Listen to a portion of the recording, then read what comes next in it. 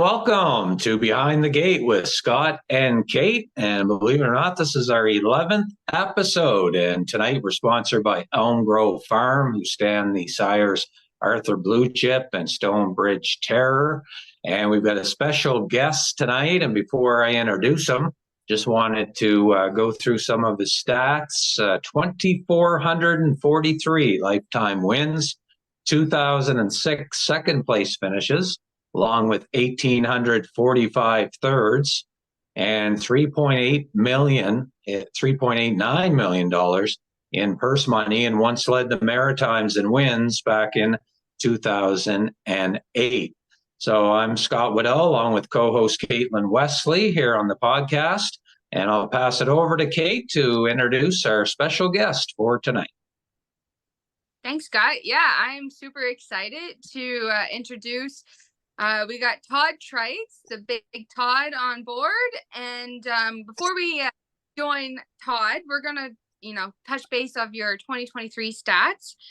You had 108 starts. You had 33 wins, 19 seconds, 14 thirds. You banked $77,000 with a UDRS of 0.446. Wicked year. Even though we've seen better, don't get me wrong, work comes first, everything else happens, life in general. So I'm going to let Scott kick it off with the questions, and I'm excited to get to know more about you, Todd. Sounds good.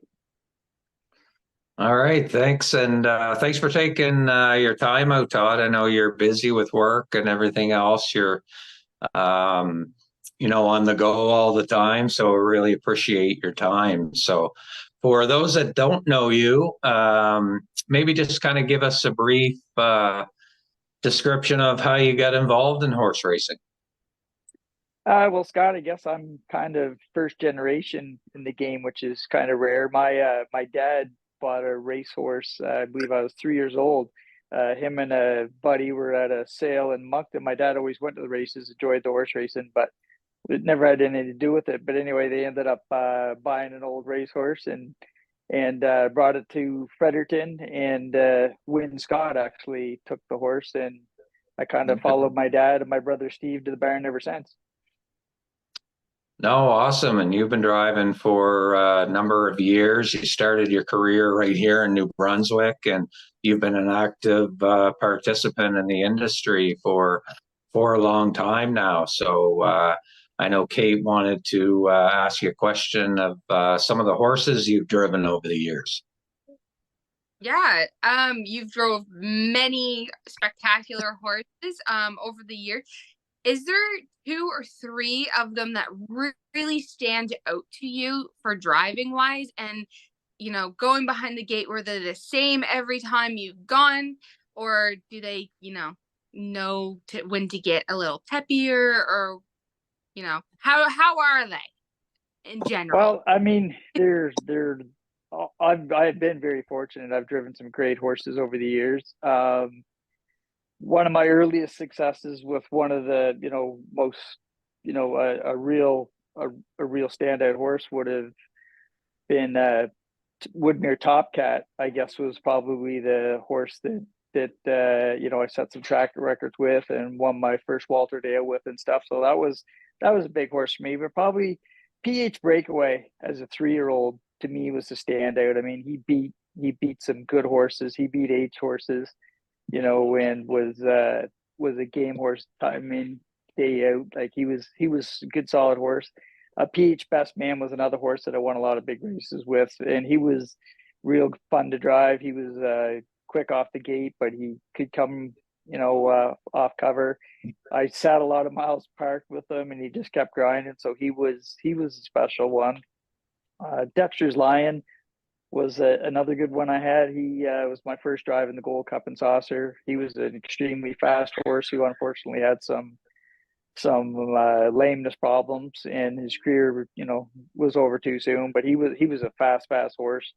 And Drinking Games was probably one of my favorite mares I ever drove. She could do it all, and she did it a few times free-legged as well. So they're all special for different reasons, but uh, all of those horses were pretty consistent.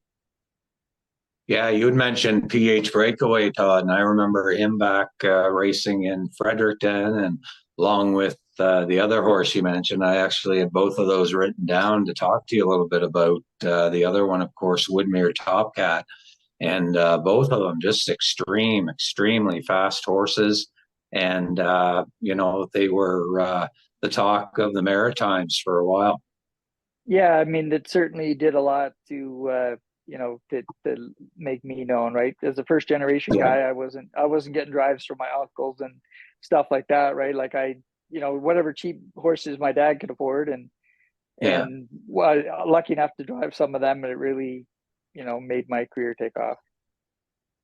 Excellent. Speaking of your career, you've competed a few times, Todd, in the National Driving Championship regionals here in the Maritimes. So tell us a little bit about your experience, and what was the best showing you've had so far in one of these regionals? You know what? I don't know, it was the first or second year I was in it. I remember, of course, Gilles and I were both representing New Brunswick at that time. Yeah. And I think went into the last race, Gilles was first and I was second in points. And I honestly can't remember who was third in points, but I know it was real tight. Like the top five were pretty tight. And I remembered whoever was third in points, I kind of had my eye on them. And I ended up, I think Gilles and I finished third and fourth in that race. And whoever was in third, I remember beating them.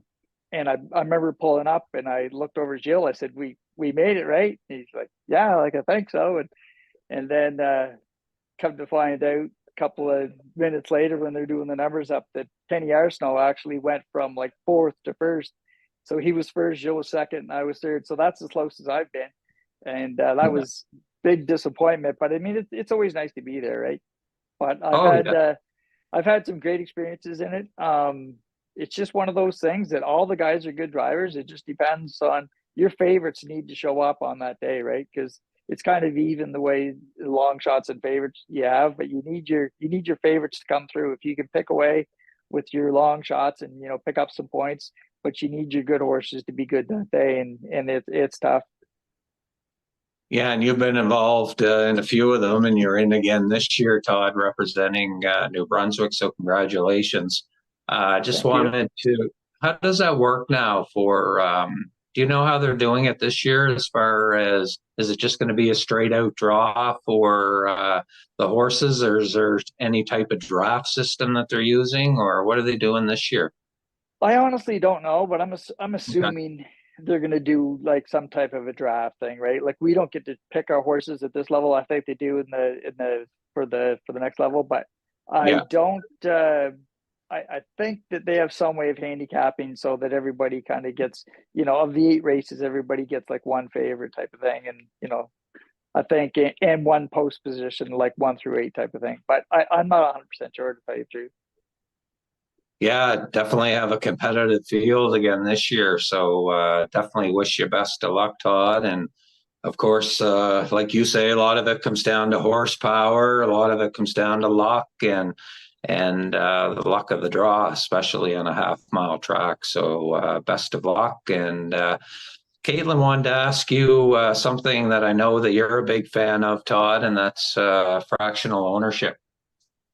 Yeah, you are well aware of fractional ownership, and it's been a hot topic on the podcast for a few episodes now, and a lot of people have agreed, it's kind of the new way of the industry of how to bring in new owners, new fans. What are your thoughts on fractional ownerships? Well, I guess there's no question it's good for the sport, and we need it. It brings new people, new faces to the track. It brings and also that brings them to the pari-mutuel windows. I think that sometimes get lost in the fact that if we don't have betters, we don't have racing, right? That's right. So we need new blood. Like all the old fellas that used to be hanging over the fence when I started driving aren't around anymore, right? And there's a lot more things for people to do with their money out there today. So it's important to have new blood in there.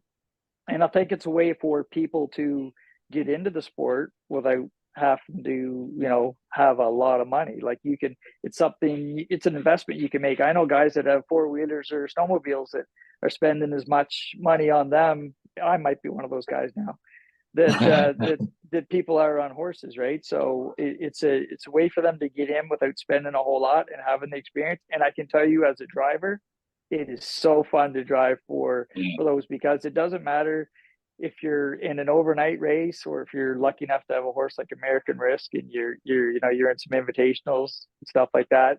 You get the loudest cheers, and it's just a lot of fun to drive for. Yeah, it's tell a lot us of a little. pressure too. Oh yeah, tell us a little bit about your experience with Andrea and George. They've done a fantastic job with their fractional ownership groups down there in Truro. Todd, what's it like to on a race day to have those owners around and cheering for, like you say, even just the overnight class horses? Well, Caitlin can tell you, her daughter's around the barn all the time there Yeah, and helping them out stuff as well. It's just like one big family. Like, people are there to yeah, have a good time. Like, everyone's excited, and it's for me. It's interesting to field some of the questions that the owners, because these people, they haven't grown up. Like, a lot of the people I drive for know more about horses than I do, but the people in these fractional ownerships, like, they have some interesting questions, and yeah. it's kind of refreshing, right? So I enjoy that part of it. But I can say at George's barn, it's just like everybody's welcome, and everybody is like family there, and everybody has a good time, whether win, lose, or draw. Everyone seems to have a good time. No, awesome. So as you look back over your driving career, Todd, you of course started in New Brunswick here, where you put up a lot of your numbers, and looking at the industry here in New Brunswick, and of course, besides the lack of government support and investment, where do you think the industry may have gone wrong in the province in the past, and what do you think about the efforts to keep Woodstock going? Because I think Woodstock may be the only track in Canada racing without either government support or some slot revenue. Well, listen, the only reason Woodstock's racing is for the love of the game, right? Yeah, We've got a lot of exactly. people, that work hard and use a lot of their own time to keep that place going. You've got some people. I'll go back to the Renaissance Stable, for example, that are willing to load up a trailer and go down there to race, and Yeah, give them the horse population so they can get their dates. So I mean, they're doing an amazing job, working as hard as they can, but it's tough, right? And I think one of the in New Brunswick, without the government's help, one of the things, we didn't help ourselves. I don't think the tracks work real good together, and everyone was kind of interested in and it's human nature. Everyone was interested in what was best for them instead of what was yeah, best for racing, and it ended up biting us in the ass. yeah. And unfortunately, we've got a situation here where we're hanging by a thread here in New Brunswick, but we seem to defy the odds every year by maintaining an industry up here. So definitely optimistic again for this year. But like you say, couldn't do it without people like George and Andrea who come up here and support the product. And on stake days, it's a long trip to Woodstock from, say, Prince Edward Island. Yeah, it is. And I get it. I don't think I'm not the best driver in the Maritimes, but I may have logged the most miles. I put a Yeah, lot of miles on going around, right? So I mean, yeah, I get it, and I think that it's tough. I mean, one of the things is too, I guess, only the toughest people are still racing in New Brunswick, right? So it's definitely been a lot of hardship, and fingers crossed that they're able to keep going. Awesome. And Caitlin, I think you wanted to ask Todd a little bit about what he's doing kind of outside of the Maritimes nowadays. Yeah, as we most of us have seen, you kind of reduced your number of drives uh, due to, work and everything else. Um, do you miss your hectic schedule? Like you said, you've put in a lot of miles for traveling to different tracks and stuff. Um, and you've sometimes you would race more than, once. Um, do you miss it? Do you kind of wish to go back to that time or anything like that? Well, back in the day, I was like when I was working when I had a 9 to 5 job, or actually it was 8 to 4:30. But with MB Power, I'd be working Monday to Friday. A lot of Saturdays I'd be racing in St. John, Saturday nights in Charlottetown, and Sunday in Truro. And that wasn't just once in a while. Like that was pretty well all summer long. And Yeah. in the wintertime, I was racing Saturdays in St. John and Truro on Sunday. Like I didn't we didn't shut the tracks down, right? So I was going all the time. At 55, do I think I would like that schedule? I don't know. I don't know that I would, but Yeah. I seem to like fishing and bonfires more now. But I miss the racing aspect of it. I miss the seat time in the race bike. Yeah. I could never get enough of that, but I don't miss the miles that I put on, the hours I spent driving to do it. Unfortunately, I Scott mentioned about me winning a driving title in the Maritimes. Well, that's tough to do from Fredericton because we race even when we were racing, we raced here less than anywhere, right? So that meant I had to be on the road a whole lot. Yeah. So that the driving to do it, I don't miss, but I do miss the racing on a lot more. It's almost, I feel sick when I hear the numbers I have now. Like I had years when I won twice as many races as I drive in now. So that puts it in perspective for me. Yeah, for sure. And speaking of your life outside of racing, you're a proud dad of four girls. They grew up around the racetrack, Todd, and I remember them quite fondly coming out and getting their picture taken with you. And one of your daughters even used to sing "Oh Canada" in the center field and stuff. So, how are your kids doing? They must be getting old now and grown up, and some of them off to school and college. Yeah, so I actually had two of them that sang. Sam, Yeah, who goes by Lee now.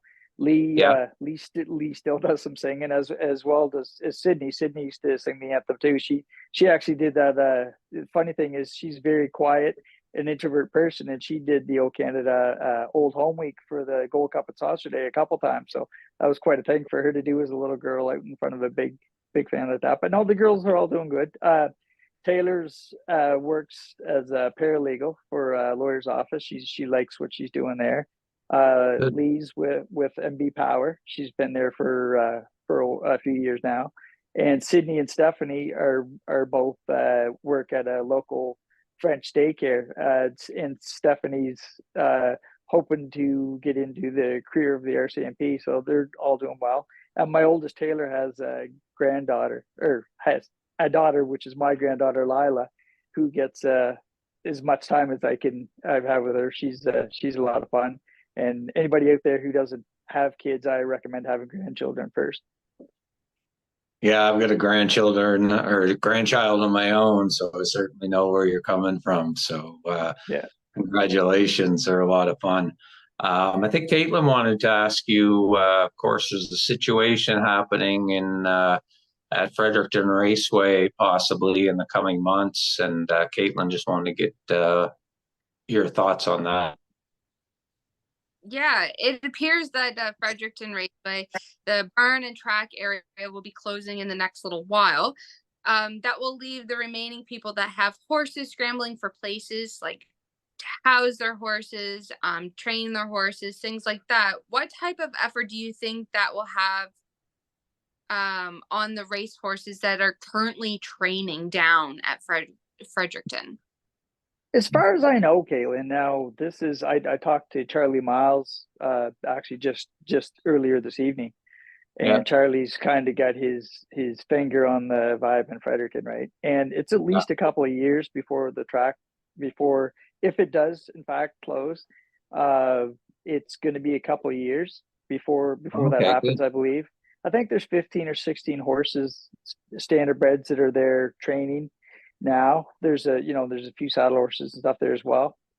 At one time, I think the contract took them right through to 2032, but that deal kind of changed with something that Vokey had signed, is my understanding. But I think they've got at least a couple of years there, and we'll see what happens. I know the reality is the property is worth a lot, and it's got an opportunity for development, and I get that.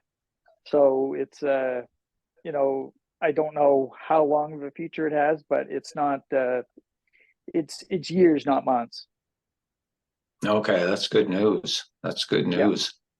Yep. On another subject, the Atlantic Provinces Harness Racing Commission are seeking a director of racing, and of course, we've had some guys in the past like Dr. Paul Hogan and Brett Revington and guys like that. When they're looking for someone like that, Todd, what do you think are some important attributes that somebody taking such a crucial job in the industry might be?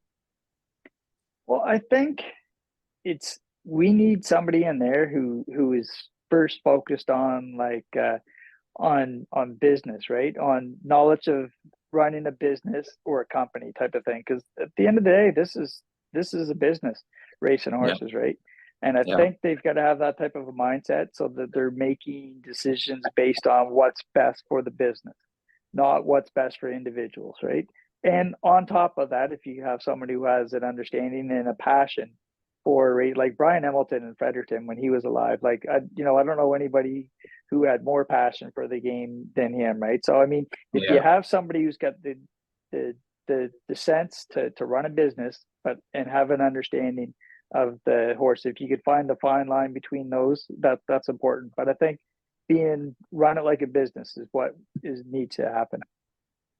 Yeah, do you think they'd be better off, maybe, Todd, to look at? I know they've tried this before, getting somebody from outside our region that would be impartial and not have any ties to anybody here in Atlantic Canada. Do you think that would be an advantage to trying that again?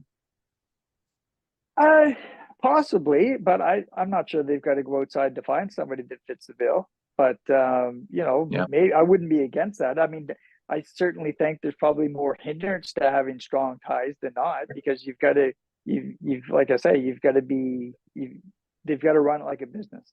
So you've got to be transparent, and you've got to be, everyone's got to it's got to be fair for everybody, right? yeah, absolutely. And Caitlin, I think, is going to talk a little bit about Fredericton Raceway. I know that has a special place in your heart, Todd, but some of the other tracks that you've driven on as well. Yeah, you've driven all over the Maritimes. You've been around for quite some time for driving. So I know Fredericton is home. That's your track. That's like your heart. Is there any other tracks that you really enjoy going to and driving at? Yeah, when I was uh, driving for Trevin Jive with Penn Hills, he stabled down in Rockingham for a summer, and I really really loved that track. That was in New Hampshire, beautiful place. They used to have thoroughbreds there. They're still they had the a turf track there as well. But Rockingham was a fun place to drive. It was a beautiful track, and it was a lot of fun. Of course, I had some horsepower too. That makes it fun. When you have good luck racing, you tend to like those places. But Rockingham was good. Pompano Park. Uh, when I started out driving, I was spending my winters down there, and I was very sad to see it close this past year. Pompano Park in Florida. That was a fun place to drive. I mean, I was there in the early '90s, and it was kind of an awesome place to race back then. But any track in the Maritime that's still up and running is a good track. I mean, the surface and the facilities at both Red Shores, Charlottetown and Summerside are fun. I've had some luck at both of those tracks. You know what though? On Woodstock still has that old country feel, and it's kind of like that Presque Isle track. I love racing at those tracks. People are screaming at you whether they're cheering for you or against you, and I don't care as long as they're there and they're cheering. So Woodstock's still a fun place to race, and I guess that's why people are willing to drive the hours to do it. Yeah, another track that reminds me of that, Todd, too, and I've never been there, but I imagine you've driven there a few times, is Inverness. Certainly has a good feel to it, and the fans there certainly get involved in the sport over there. Yeah, both Inverness and Sydney and North Sydney, when there was the track, the Old Tartans Downs, they were that type of thing. There was always as many people on the back stretch as there was over in the home stretch. Yeah, I mean it's that type of a thing. Inverness, they get there early and stay late. Same thing. I haven't been driving stake races as much last few years, but I've certainly spent a lot of times crossing the causeway to both Inverness and Sydney, and both of those are fun tracks as well. I mean, Truro is probably my home track now, really.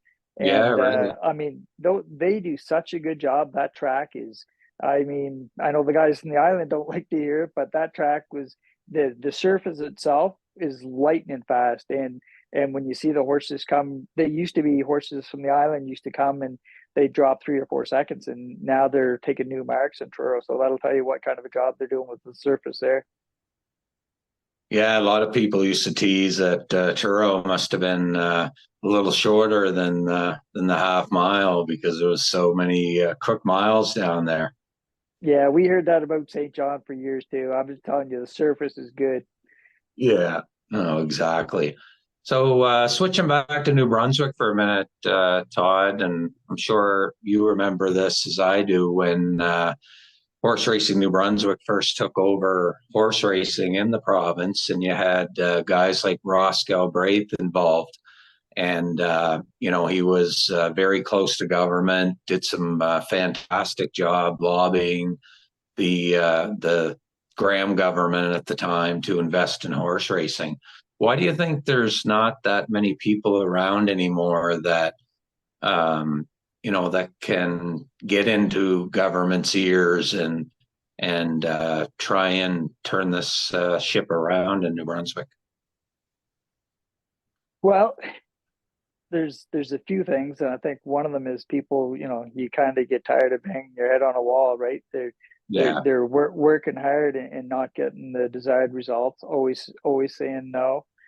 So that's tough, right? I mean, and I know a lot of good people like Ross, and there's been a lot of people who've worked hard over the years and have had good ties with MLAs and everything else.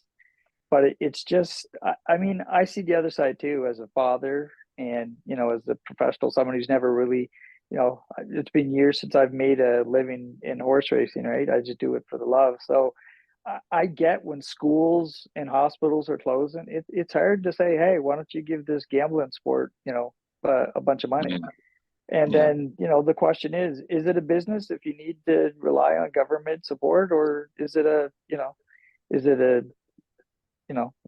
if it's a business, why do we need the government support? So, I mean, I see both sides of it. I don't know that we can survive without the government support. And I understand all the spin-offs and everything else that racing, the great things that racing does and the money it brings to the province. Like, I get that. But I also get, like, how does a guy go to the table and say, I want you to tell those nurses and those teachers that we don't have money for them, but we're gonna back this racing for $3 million a year. Yeah, no, exactly.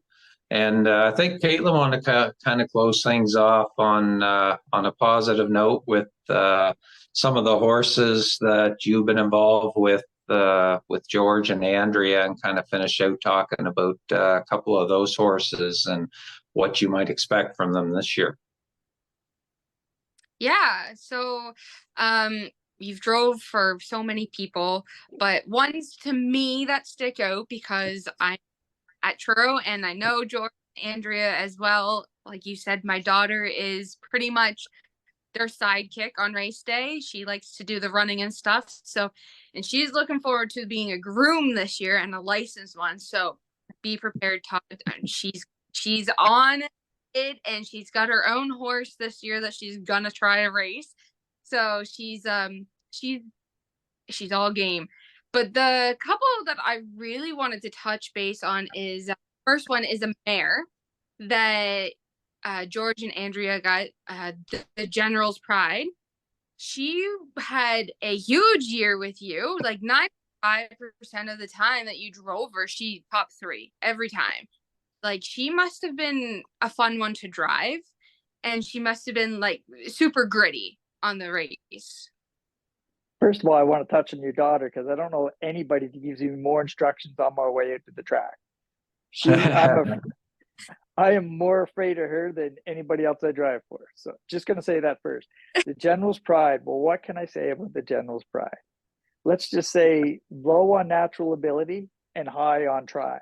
Like that, she's just a ball of hate. I used to tell Andrea, like, nothing fun about her. I don't like her in post parade. She pull the arms off you. She gets her head down. She's not great gated. She's foul, but she likes racing more than I do. Like, if you can hold her together, just you don't have to worry about urging her. You just pick your point to release her, and she wants to go ahead. She just like one of those horses that I teased Andrea and George all the time about, put someone else down to drive her. But literally, I like driving horses like that because, like I said, she's like me, no ability, but tries real hard. So she's kind of an interesting one for sure. But yeah, I mean, her numbers don't lie. Like, she was there. I mean, I think a lot of that is people saw the way she went. Not everybody wanted to own her either. Right? They did an exceptional job with her. That's a true thing of polishing a turd right there. Another one was new shooter. New shooter up Renaissance stable. He was, it didn't seem to be like a fun one at the beginning, just because he was, locked on lines. He just seemed like, but he had the want to go. Like, he showed he had the speed. You drove him a couple times. And then he went off to Ontario and set a new mark of 150-1. And what is it like to know that you drove this horse from this point and then seeing it take its new lifetime mark after leaving Truro, after leaving the Renaissance stable? Like, it must be a huge thrill. Yeah, it's cool. I mean, I drove a few horses for Trev and Shai, for PH horses that went on to do.